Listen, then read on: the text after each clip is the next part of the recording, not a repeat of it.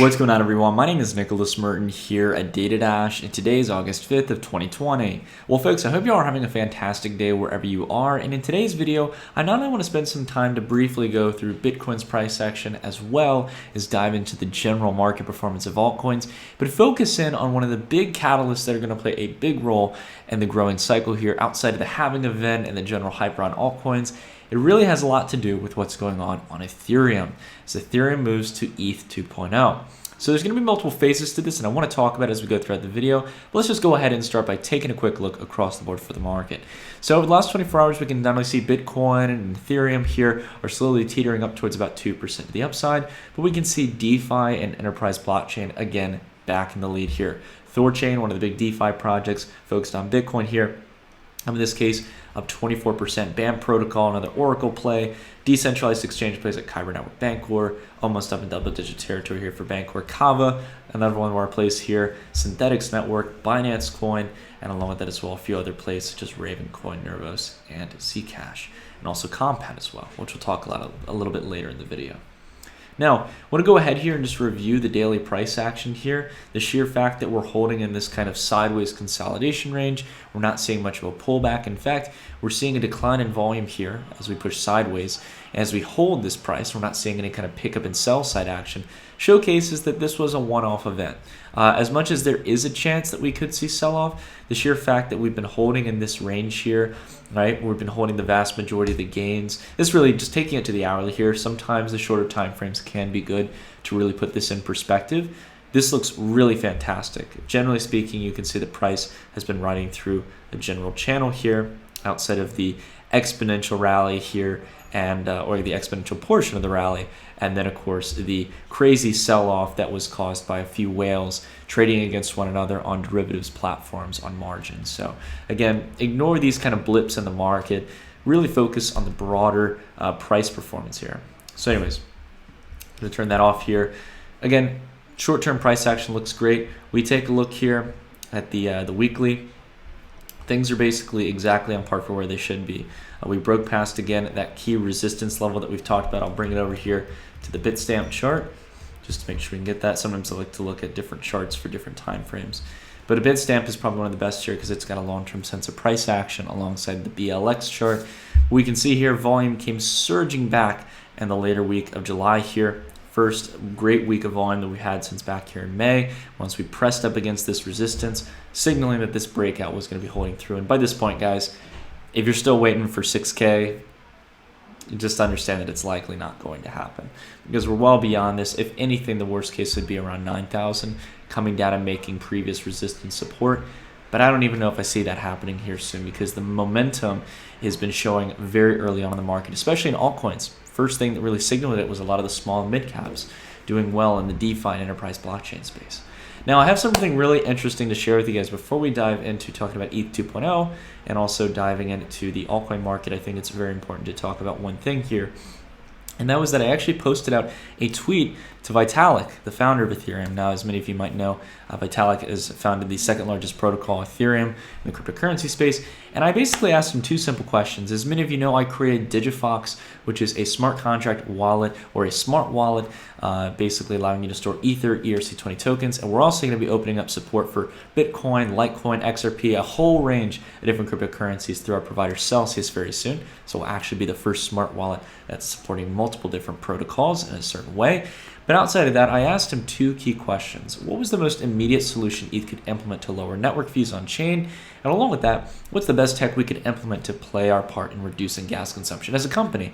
Because Digifox has some technological solutions we can implement, such as Layer 2, that would reduce the network offload. And what do you know?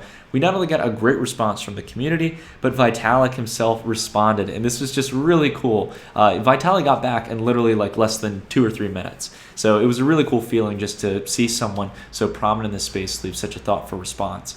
Now, he didn't really answer much of the first question, as many people have asked Vitalik this. And the topic that usually gets brought up here for Ethereum is basically increasing the gas limit. And this is very similar to how people argue and disagree or agree on whether or not we should increase the block size for Bitcoin, which is artificially set. And there's actually some reason why Ethereum keeps it limited, very similar to an argument that some people make when it comes to Bitcoin blocks, and that is basically uncle blocks or orphan blocks in this case, which basically end up not being able to be put onto the actual chain in this case, not being able to actually communicate properly with the network. And Ethereum actually has certain measures that actually reward orphan blocks, but it would cost so many in this case that it might actually kind of hinder Ethereum's decentralization. And that's the argument that people make. Again, I'm interested to see more debate about it. I don't really have a formulated opinion. I know, as I've probably shared with some of you guys before, I really don't see a problem with Bitcoin's network going to 2 megabytes or 4 megabytes. So if it's in that similar ballpark, I would really love to see ETH maybe consider temporarily compensating some decentralization in order to actually make the network useful in the short term. But again, I don't want to spark too much controversy. And I've been doing a little bit of research and due diligence into it because I actually really didn't understand that there are a bit of different elements in regards to Ethereum's network reaches. It actually stores data, in this case using gas versus direct storage compared to a traditional Bitcoin blockchain. But anyways, really cool. The thing you recommended we look into was Loopring. We've been following Loopring for a long time. I just thought I'd share this with you guys. But anyways, zero knowledge proofs, optimistic rollups, lots of interesting layer 2 scaling solutions coming up. I wanted to go ahead and talk about ETH 2.0 though, because this has to do with all Ethereum users. So Ethereum 2.0 has been talked about for a long time. And I know Vitalik would be the first one to tell you and be honest about it that it's taken a lot longer than previously thought, as most things do, especially as big of updates as this. So Ethereum 2.0 is entering its final testing phase. Here before Ethereum 2.0's initial phase of its launch. So this was basically the Mandala update in this case for testnet. And again, I hope I didn't scuff the pronunciation, but to simply explain this, it's testing out the first phase of ETH 2.0 or phase 0 as it'll be referred to as. And this is really exciting. This means that we're probably just a couple of weeks away, so long as everything goes good, to get phase 0. And that's just going to help us compound that growth towards phase 1, phase 2, which are really going to bring us a lot of those scalability fixes. And hopefully Ethereum can do this in time because there's a rapid growth in demand for basically gas and transactions on the network. So as we talk about this here, this was a resounding success so far. Ethereum's 2.0 Mandala testnet got over 20,000 people, 20,000 unique addresses in this case, validating on the network. So I want to go ahead and talk a little bit about this here. What does this mean? What is phase 0 here? And then what can we expect with these different phases? We have to understand that there's a few phases. There's phase 0, phase 1, and phase 2. Okay. Now that we understand that there's these different phases, what are they going to offer? Phase 0 is going to be basically the first step for Ethereum to scale out and have one of the key components it's going to need in order to have a technology known as sharding, which is basically fragmenting the security of the Ethereum chain into different segments, validating certain portions of transactions. It's going to break up to 64 different shards. So this is what we're going to need in this case in order to do this is what's known as a beacon chain. Now, a beacon chain, think of it like this. Think of it kind of like the blockchain of the overall segments of the Ethereum blockchain that people can reference to. So similar to a ledger where I can know that Bob sent a transaction to Alice or, Alice just, sent money to Bob, whatever it may be.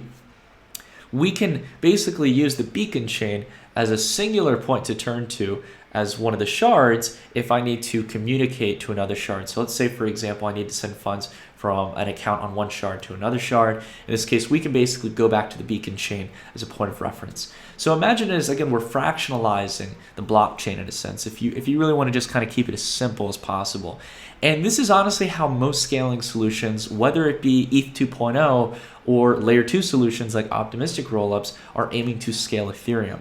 In the sense of optimistic rollups, it's a little bit more complex, but it's using the Ethereum mainnet in a sense as kind of the core blockchain and building a secondary blockchain on top of it to a degree. It's a very simple and probably scuffed explanation, but I'll be doing some more technical videos on this when I get back to the States, and I'll be able to talk a little bit about what's going on with ETH 2.0 and also the layer 2 scaling solutions like optimistic rollups, because it does take a good explanation to really get it.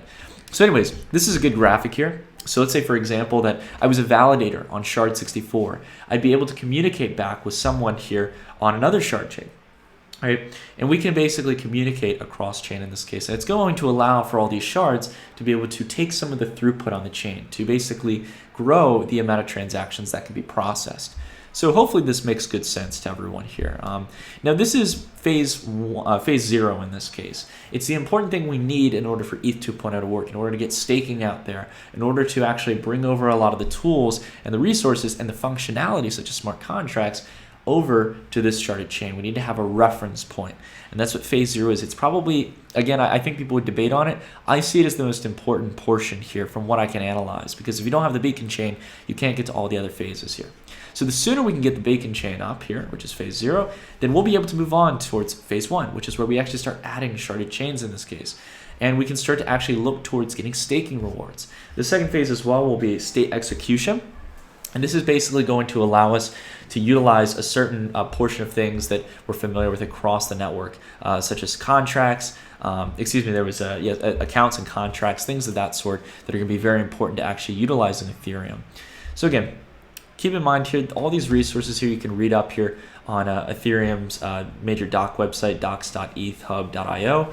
You can actually read through a lot of the process here. Again, I'm not the best point of contact to this, guys. I still have to do a little bit of due diligence and stuff going through Ethereum.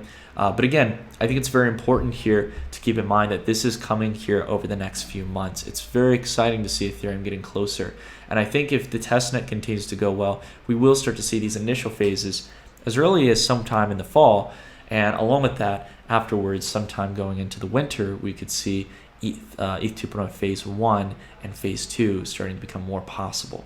And boy, if that happens, guys, get ready for the ride, because DeFi is going to keep thriving. It's going to keep growing. And the key thing here to think about, a lot of you are probably viewing this, maybe asking a question from an investor's perspective. And that is, Nick, should I buy Ethereum and stuff? And I can't tell you guys what to do. I own a good chunk of Ethereum. It's not like the biggest holding in my portfolio, but it is a decent amount in regards to my large cap plays. I would say this here, considering that the ETH supply has grown here a little bit, really hasn't changed a dramatic amount.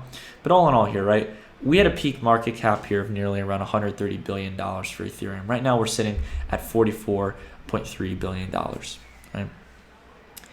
If you're looking for a safe bet here in the crypto space, if you're betting that the altcoin cycle is going to do well and you believe in DeFi as well as enterprise blockchain, Ethereum is the main chain right now.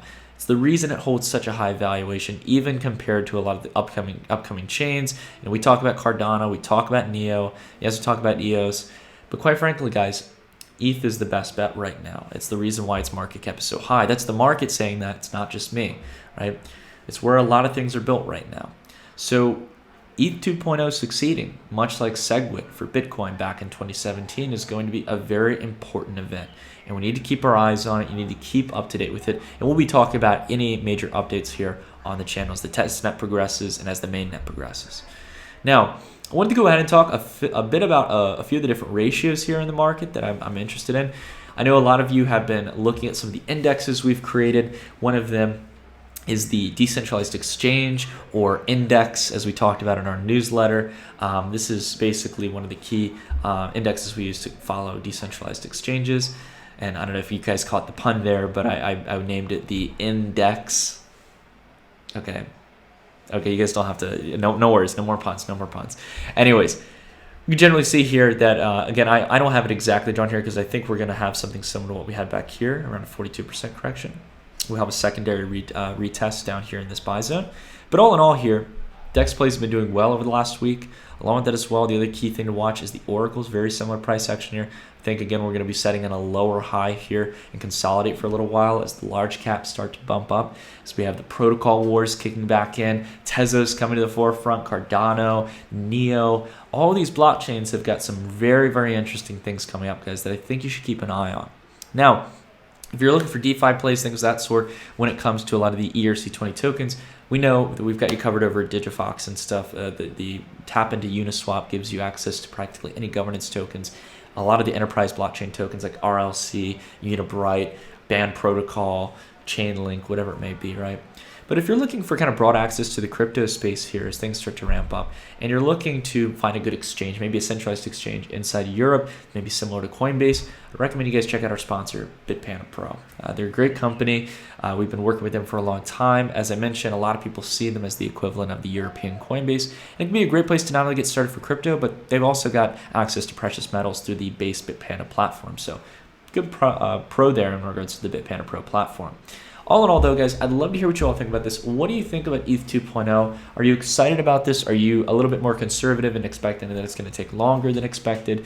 Or do you think we're going to start to see some kind of solution come here soon? Because I can tell you guys, as a business founder and on Ethereum, it is very, very important that these solutions get implemented within the next, we at least start to see actual implementation in the next few weeks on phase 0 and get actual implementation of phase 1 and phase 2 over the next few months. Because this is a make or break moment for Ethereum.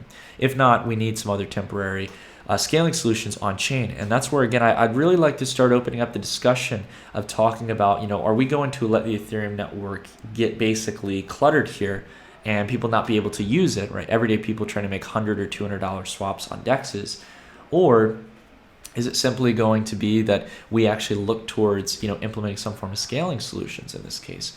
Again, some of them might be temporary. It might be that we have to increase the gas limit, and we might have to compromise some form of decentralization.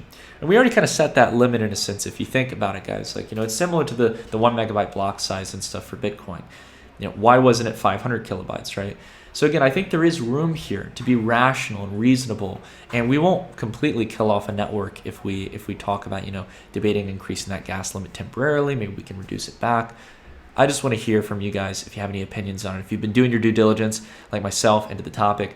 But all in all, I've rambled on enough, and we want to make sure to keep the video short and relevant for you all. If you like this video, drop a like, consider subscribing if you haven't to make sure you don't miss another video. And speaking to that, consider hitting the bell icon. But if you want to follow more of my work, you can follow us at the Dash Report, link down below in the description.